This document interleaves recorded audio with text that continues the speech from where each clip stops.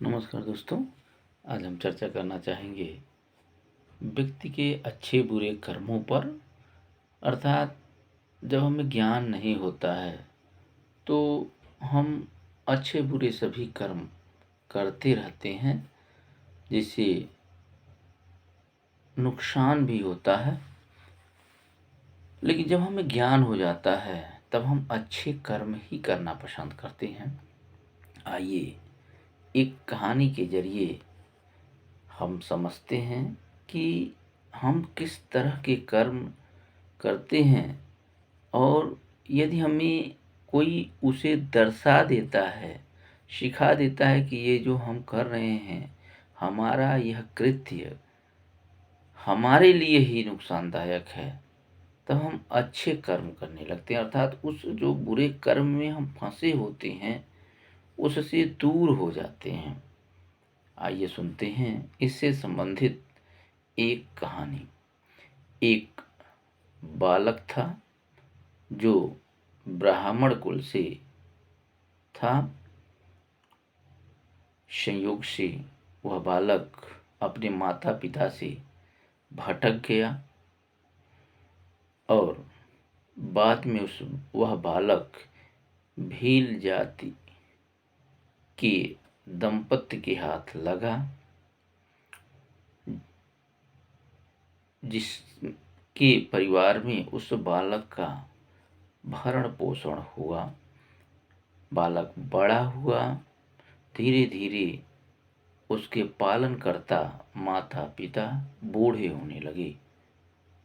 बालक अपना फर्ज समझा उसे जीविकोपार्जन के लिए, अर्थात जब तक बालक छोटा था उसका पालन पोषण भील जाति दंपत्ति जो पाए थे वह सही ढंग से अपने पुत्र के रूप में एक माता पिता का कर्म निभाते रहे।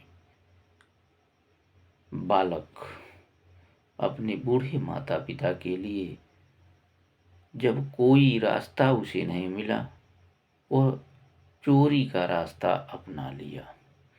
एक बार 7 लोग उसी रास्ते से जा रहे थे कि बालक उन पर आक्रमण करके लूटना चाहा। वे लोग साधु के वेश में थे। उन लोगों ने बालक से कहा, जाओ और जिसके लिए ये कार्य कर रहे हो अपने परिवार के लोगों से पूछ करके आओ कि इस कार्य से जो पाप हो रहा है उसमें उनकी कितनी प्रतिशत सहभागिता है। बालक बेबाक दौड़ा हुआ गया, अपने माता पिता व परिवार के लोगों से पूछा और फिर उदास मन वापस आया।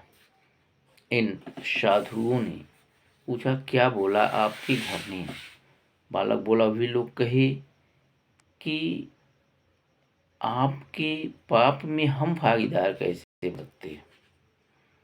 इन साधुओं ने बालक को समझाया, तो फिर क्यों आप ये पाप कर्म कर रहे हो, जब इसकी सजा सिर्फ आपको भोगनी है और इस लूट से जो धन कमा रहे हो पूरे परिवार के लोग उसका उपभोग करेंगे।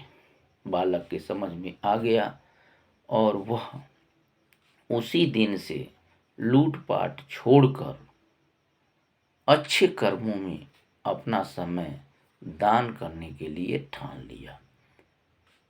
वह बालक ईश्वर की आराधना में तपस्या में लग गया। बाद में वीमट दीमक जो कीड़े होते हैं उसके सिर पर ढेर बना दिया, ढेर लगा दिया, लेकिन उस बालक को पता नहीं चला। वो इतनी तपस्या में लीन हो गया। वह बालक बाद में चलकर बहुत बड़ा आदमी बना, जो आज भी विख्यात है। उनका नाम बाद में चलकर वाल्मीकि हुआ, जिन्होंने रामायण लिखा। अर्थात ये कहानी रत्नाकर डाकू से वाल्मीकि तक पहुंचा दिया। उनके शरीर पर जो मिट्टी का ढेर लगा था, दीमक कीड़े जो ढेर अपना आशियाना बना लिए थे, आज यही कारण है कि हम किसी पूजा पाठ कार्यों में उसी मिट्टी का उपयोग करते हैं तथा वह बालक जो रत्नाकर डाकू से सुधर कर वाल्मीकि बन गया,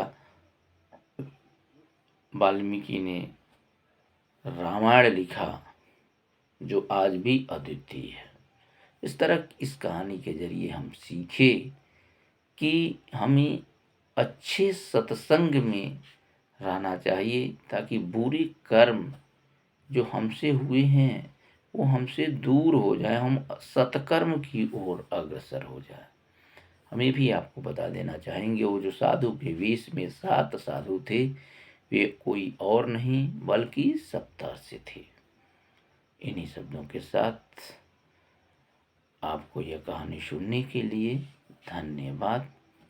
तथा यदि आप हमारे इस चैनल को सब्सक्राइब नहीं किए हैं तो सब्सक्राइब कर दें, ताकि इसी तरह की कहानी सुनकर आप ज्ञानवर्धन करें तथा एंजॉय के साथ जीवन बिताएं। नमस्कार, धन्यवाद।